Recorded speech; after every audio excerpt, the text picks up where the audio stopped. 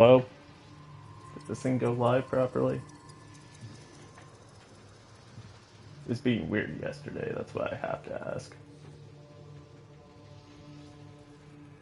Yes, there we go. And the sound's on, right? Yes. Okay. Alright, hello. Welcome to Deep Archimedia. If you're wondering where Lloyd is, he's up here. You can kind of tell because there's 50,000 people standing on top of him like he's Barrow Couture. Except he doesn't moan and complain that it's not 10,000 arrows, like, teabagging him. Such a pity when people are too proud to ask for help. Very quick post to the stream. So, Deep Archimedia. I have thoughts, and I'm going to put them at the start here. I may even clip them out into a separate video later, but I haven't done it yet. I don't think it's very, I read the post, I read the possible modifiers. Most of them are not interesting. They range from just everything's more spongy to incredibly non-counterable aggressive penalties, or they do nothing. As far as today's here, I put down some notes here. You can kind of tell I'm already seeing a weird loadout. So let's review this. Keep in mind, they want you to pre-plan or pre-build a squad for this, which you can't do because it's random loadouts. That's already conceptually shot itself in the foot. Random frames. The frames are mostly all usable. I joke about some of them. They're all generally fine. There's 50-odd frames. They keep semi on top of giving them buffs or reworks. That's not a big deal. We picked Titania out of these. All of these would normally be functional and viable. You're going to see why we picked Titania in a second. Because normally out of these, I'd probably take Mag in this, because armor strip. I know Purdy can armor strip with a new augment that I haven't really played around with. Weapons. A Harpack. The Harpack is a terrible rifle. It has a very novelty augment to pull people with the harpoon. It's not useful at all. And again, Warframes are universally meant to be equivalent. They're meant to be equal-ish. Because they all cost the exact same amount of money in the market, no matter where they drop in the game, because they've said they just stick them in whatever the new activity is. Weapons. Weapons are not. Weapons have MR rankings and requirements. Some of them are flat, straight upgrades from other ones. Not always, just the prime thing. You'll see an example here in a second, so I'll mention it then. But the Harpack is just bad. The Karak, if you get the Kuva Karak, it's not bad. I don't have the Kuva Karak. I've got the old, terrible ones. They're like the Latron, but worse. The base Latron, not the incarnate one. So we got the Panthera. Panthera normally would be a perfectly fine, usable weapon. Mine's not very well built. Because I don't really use it because it's kind of a niche, but it's there. I stuck a 4-minute just because I had one. Big thing with Panthera. The Panthera does slashes.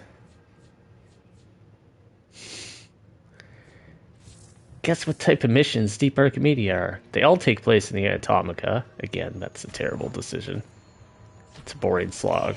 The problem with Netrocells is you slog through the same tile set 5 times doing an identical objective. Maybe that's this week, but I'm not hopeful. Because some of the modifiers are specific to necromechs and stuff. So that implies it's always going to be in the end Atomica, which is just going to wear this tile set right out. And mission types. Grind them to death. That, for instance, means no mobile defense mission ever. No rescue mission ever. No sabotage mission. No spy mission. Always the same enemy types. Both the enemy types in here are resistant to slash. Speaking of the Panthera. So that's already a dud weapon choice. I equipped it because it's the best of the options I have, but down here, Angstrom. D knows the Angstrom is terrible. They put an Incarnon out for it because of that. Incarnons are stupid band-aids, as opposed to making the weapon actually useful. It's play with a terrible weapon, we'll let you play with a good one for about a minute or two. So, I also don't have the Angstrom Incarnon, it's probably on different weeks rotation, blah blah blah. The Bolto flat upgrades into the AK Bolto. The Bolto by itself is a not even grayed out low MR, and there's no reason any endgame player would ever have the single Bolto built out. Ever. There's no Bolto Prime, etc. The Quats is not going to appear on anyone's meta list by a long terms. It's kind of a novelty or a gimmick thing you have, but it is semi-usable. I even have part of a build on it. Hang on. Why you know up Twitch dashboard? Make sure I'm still live. But yeah, this is the problem with random loadouts. Even if you have everything, even if you're some super endgame player, essentially like me. I mean, I'm not the highest of highest legendary ranks, but you're just not going to have some of these because there's no reason.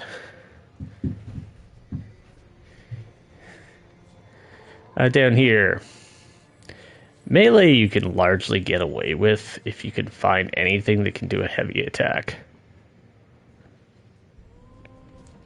In this case, the Cero is not, though I do have I use the Cero on Gyre.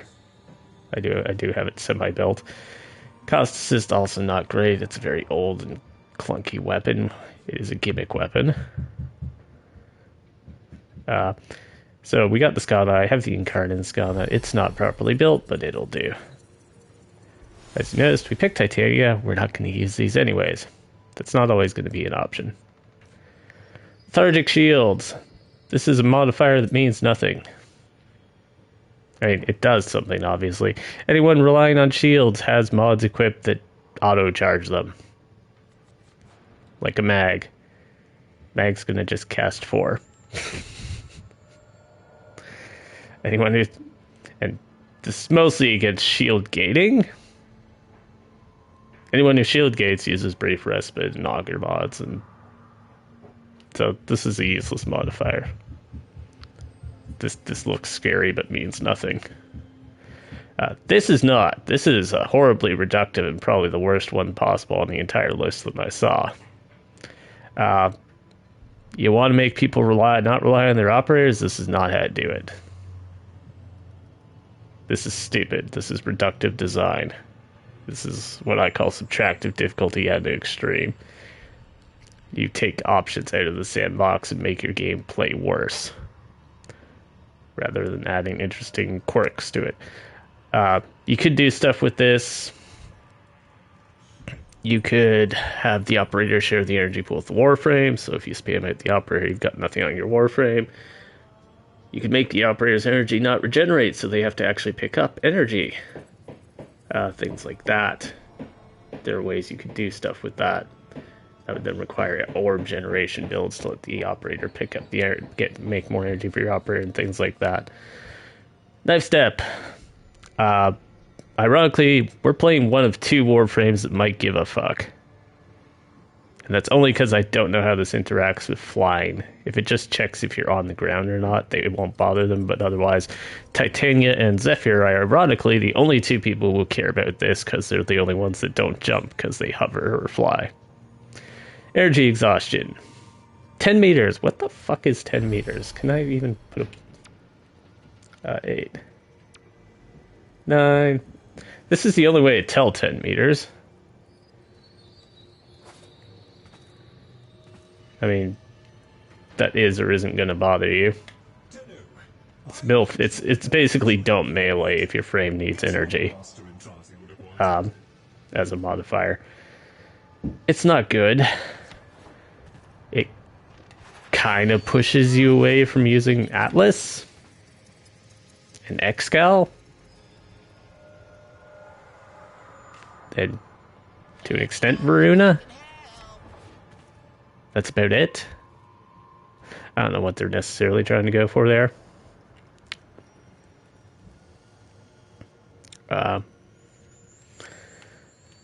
And yeah, having weird distance things when there's no real good way to tell distance. Like, you can kind of learn it over time. There's some tile sets that have more distinctly perfectly wide tiles and things. Not so much the newer ones. But yeah. Necromech influx. Necromechs are terrible enemies. Changed my mind. No, really. Void Rig's worse than Bone Widow, but they both use abilities that just turn them invulnerable and stall the combat. Bone Widow's has a counter, the Void Rig's does not, and the Void Rig's also reflects your shit at you, so you just randomly die. Because that's cool design. They're also immune to powers. They have their status procs capped. They're just a giant pile of boring DPS checks in a mode that's specifically trying to throw you with stuff that will fuck with your DPS. And their weak points don't seem to entirely work, despite the 17 times they've tried to fix that. And yeah, there's no counter to the Void Rig turning itself invulnerable except running silence, and even that seems to be 50-50. Epic munitions, you have to be within 15 meters. So you must, if you turn this on, you're basically, you're not going to be able to manage a 5-meter gap of being good. Specific terrible combo in that case. Otherwise, I don't know, 15 meters is pretty generous. It's like over there. Nope, that. Yeah, good enough. I'd say it's not terrible being within that. There's not a lot of people using sniper builds here. Interestingly, that... Now, if that affects powers, that's going to nerf some nuke frames. It does say munitions, so I don't know why it would affect powers, but hey. Hazardous goods. We're stuck into playing Titania. We're not going to carry the M4s. That said... Cool, doing the mission objective will randomly damage you. If anything, that's going to get people to not do the mission objective and try and force other people to carry things. Also, what is it? I'm trying to figure out how to search for these. It's not like there's a counter to that. You got these for heat and fire. In radiation, apparently. There's no radiation M4. Oh, there is one for cold. Yeah, like, someone get... M4s are random, though, so you'd have to equip all 4 of those. Again, they're trying to... Like, they said in the post that you should consider this with a pre-made, well-composed squad, but they're doing everything they can to make that effectively impossible. There's too many layers of random. Fortified Foe, Guardian Xmas are kind of shit, but Titania is a hard counter. Anyone who can just jump above them and shoot them in the head, basically. Not a big deal. Depending how egregious they get, because if they're completely spammy with them, it's just a nightmare. Disruption. Disruption's a terrible game mode because they might as well just pop up a target in this fucking simulacrum and tell you to kill it in 30 seconds. That is the gameplay of Disruption. They even got rid of the hide and seek part. The mutators and the conduits mean nothing. You don't actually defend them, and every other mob is pointless. Except for getting the key. Disruption will get its own video at some point over on YouTube. Double Demolishers. This is probably the most interesting Volatifier I've seen in the bunch. 2 demos spawn and will attack any conduit. They say as if anyone runs more than 1 conduit at a time. Unless they can destroy the inactive ones, which is just silly because 2 of them are always going to be on the other side of the map from you. And then your actual mission design falls apart. But it's interesting. It's an actual change. You have to deploy strategy. People have to cover both demo lists. I don't know how well that's going to work in practice, but we'll see when we get there. Hostile regeneration. Enemy health slowly regens. This is another modifier no one cares. When was the last time you shot an enemy in Warframe and didn't kill it? And cared?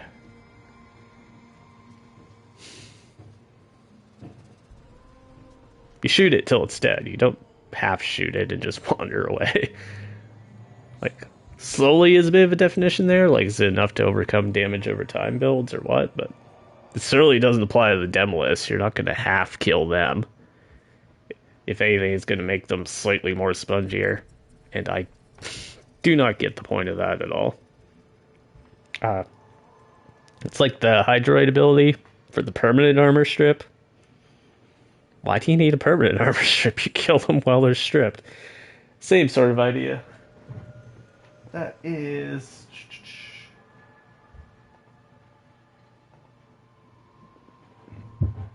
Okay. 15 minutes rambling though, so let's hop into this. I'm assuming this has matchmaking? So we're going to turn on this because it doesn't matter. So I'm not turning this on. You have to turn all these on to get 25 in one run. Once you don't have 25 in one run, you may as well only bother with 12, like 15, because you have to do 2 runs anyways. So we're going to turn off this because I don't feel like guessing where 10 meters is while I fly around. I'm going to turn off this because it's incredibly stupid. And we're turning off this because I don't feel like sciencing it at the moment. And unlock.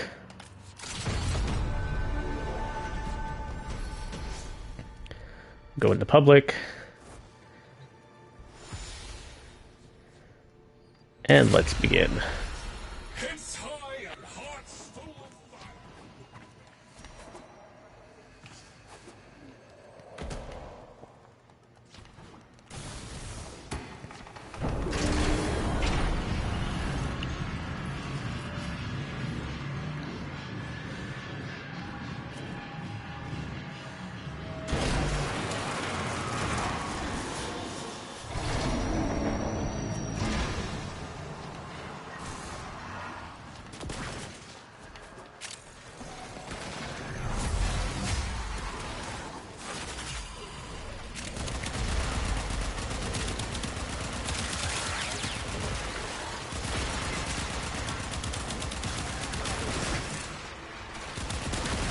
Okay, I think it does at least show the enemy is invulnerable when you aim at them if you're not in the 15 meters.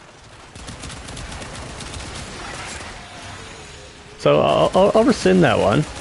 I'm a fair person.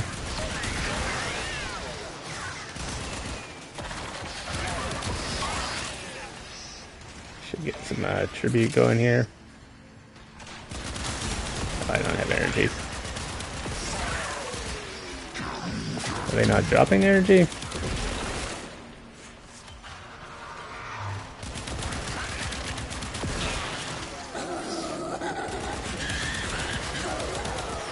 Oh, this is gonna get ugly.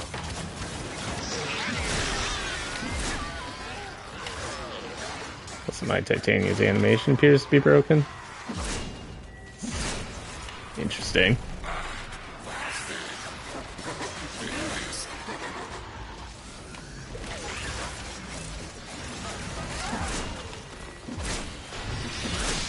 That's a hollow vein. I probably shouldn't mess around with that.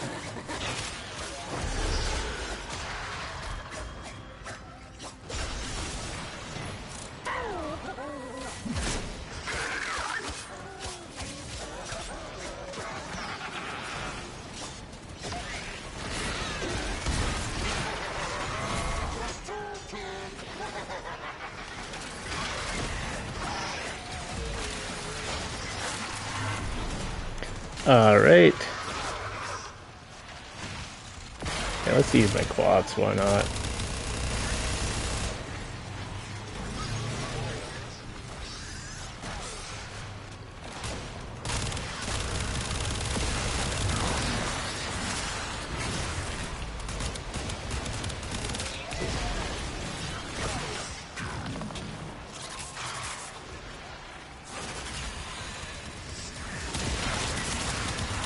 Also, yeah, we've got the Hollow Vein, the enemy that punishes you if you go near it by becoming a super sponge. Isn't that cool?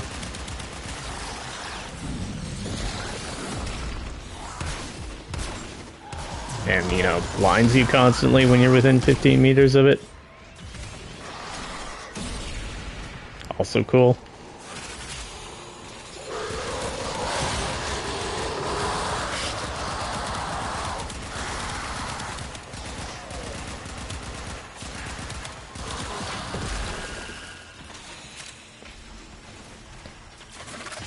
Again, you put the modifier specifically in a tile set with an enemy that you know is complete hot garbage without his effects in play. Can I cycle this yet? I don't really remember which one it is because I don't usually have to use it. It's dust, right, for the evasion?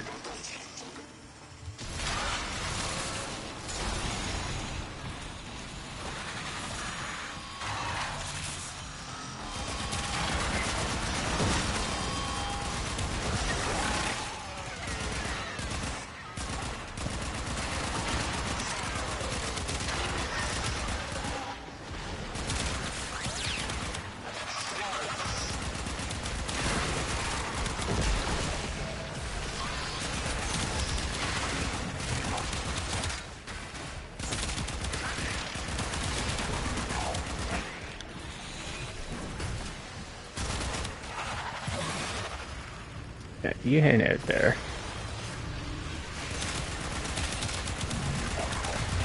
You spawn because of Loke Surge? Aren't you supposed to be, like, losing your arm? Now I have no real reason to engage with that. Its arm's not blowing up, so I'll just assume it's bugged and move on.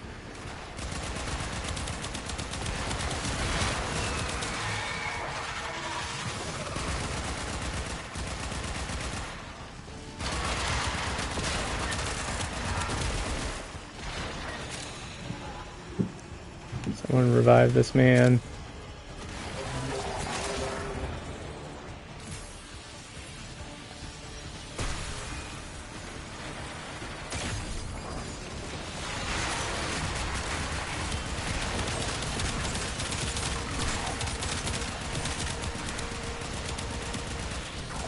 Oh, look at him putting his shield up.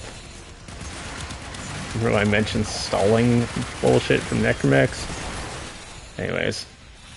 Nicely timed Loke Surge for the Dex Pixie is there.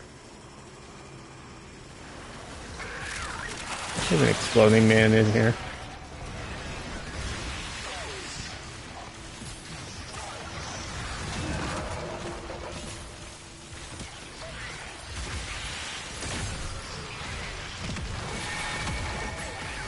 Can't actually tell what's killing these people. I assume it's whatever red health thing they've got going on.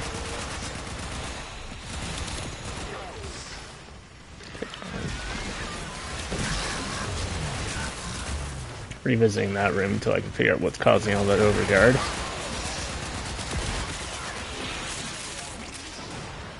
Counterattack successful. Fingers off triggers. Stand by for orders. And let's get out of here.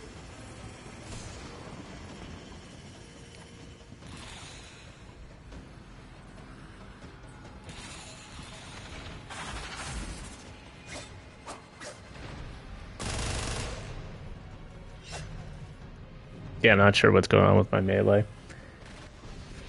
It's apparently super bugged, though.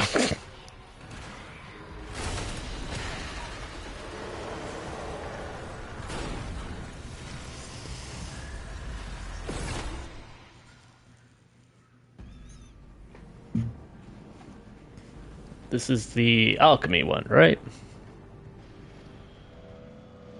Where'd my Twitch dashboard go? There we go. Now, be aware. This next stage is going to require high-quality elements. And lots of them. Proceed to the marked crucible. Alright. One lantern in here, because that will make the rest of them stop shooting. And also tell all the other ones to come up here.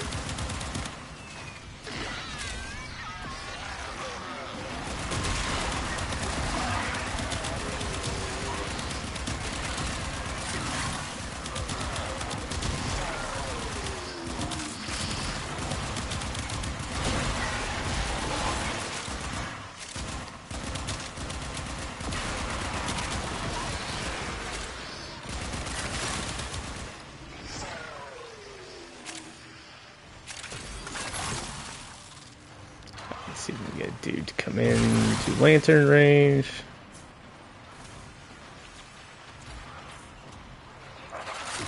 Congrats. You're the next contestant on Nothing Gets to Fight.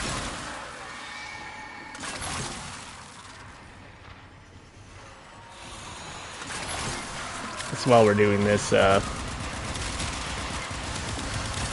apparently there were missed patch notes in the last patch about crowd control abilities that were affecting overguard units.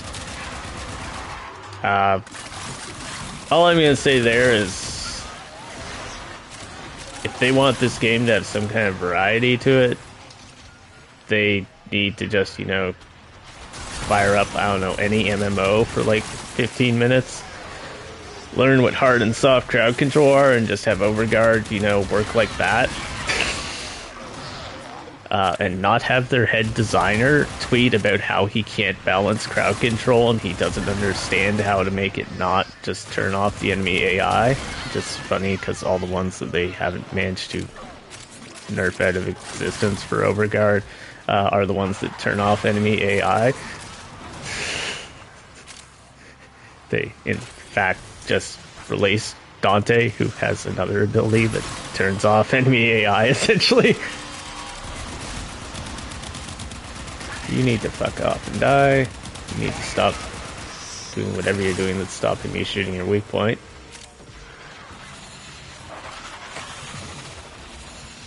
Yes, Lantern works, currently. Something just lagged out the game there. Who's doing that? Someone's doing a pull thing in a way that's really fucking with the engine, apparently. You should be super dead.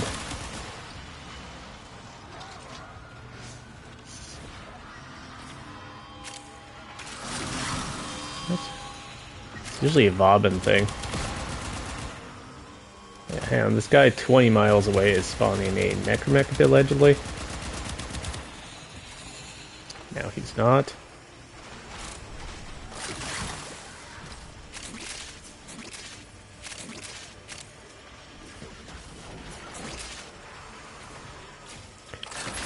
Alright. One lantern.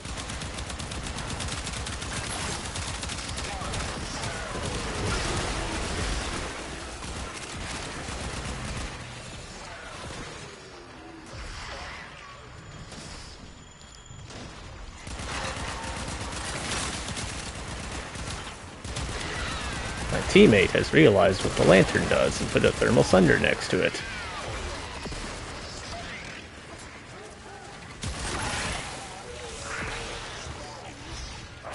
Surprisingly astute.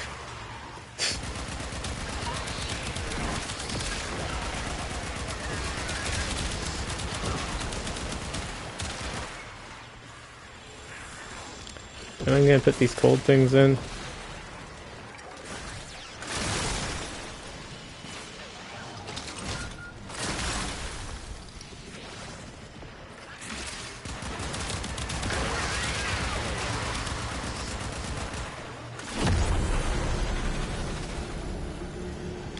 Right.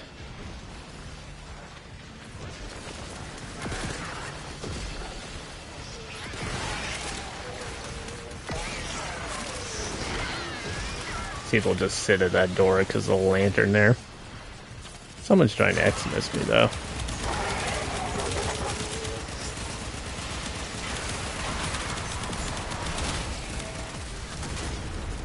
Necromechs are immune to the lantern effect.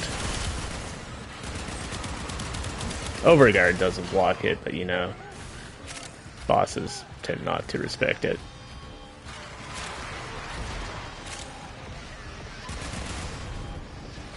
The guy who's dead on the ground, I can't figure out where he is because there's too many red icons.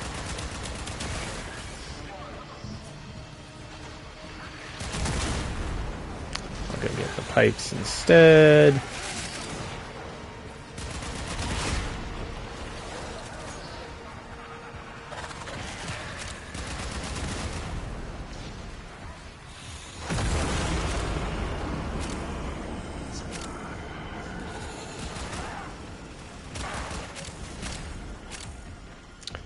Ah, this always happens in alchemy. Or did the game actually crash?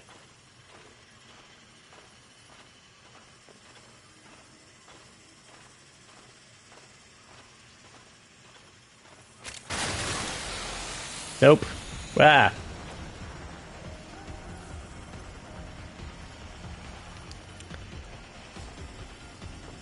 Oh, it's the host migraine. Cool. Cool. We're probably solo now, right?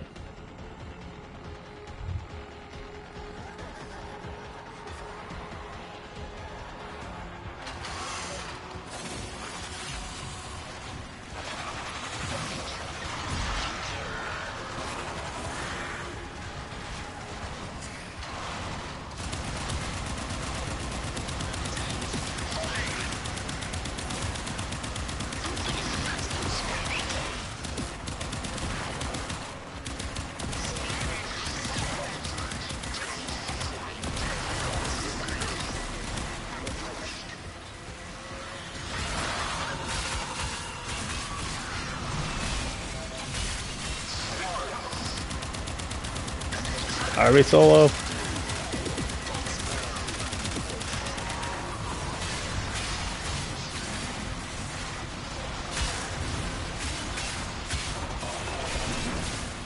My Daiwada appears to be unmodded.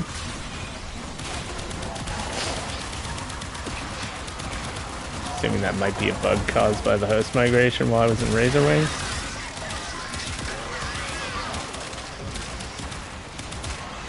Anyways, well, we're solo, so that's a thing. And that stutter constantly happens on alchemy, so it's going to continue to be a thing. So we're going to put a cut in here. Deep Archimedia. Legit experience.